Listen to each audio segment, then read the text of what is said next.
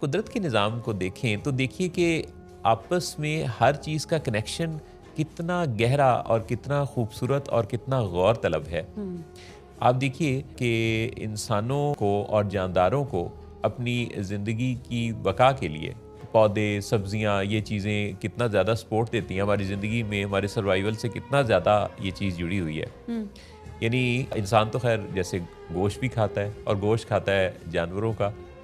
जानवर पौधे खाते हैं हुँ, और पौधे कहाँ से आते हैं?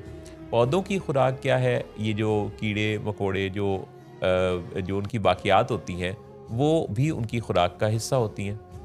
और ये जो कीड़े-मकोड़े हैं, इनसे इंसान का भी बड़ा गहरा ताल्लुक है। हुँ, वो यूँ कि जब इंसान मर जाता है, तो इंसान इन कीड़े-मकोड़ों की खुराक बनता है। हुँ, तो एक साइक्लिंग है।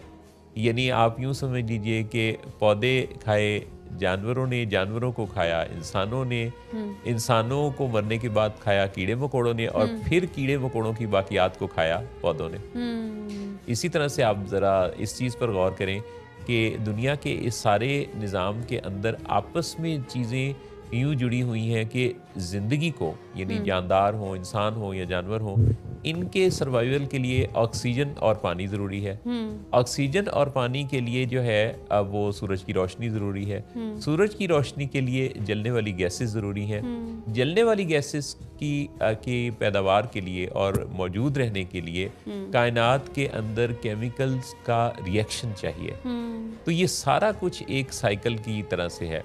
हाँ, इसमें रंग बदलते रहते हैं, अंदाज़ बदलते रहते हैं, चीज़ें बदलती रहती हैं, हुँ, सिचुएशंस चेंज होती रहती हैं। लेकिन पूरी कायनात का ये जो निज़ाम है, ये हाँ, कुदरत ने एक रिसाइक्लिंग के सिस्टम के अंदर रखा हुआ है। हुँ। बिल्कुल, बड़ी खूबसूरत बात की आपने मोहसिन साहब।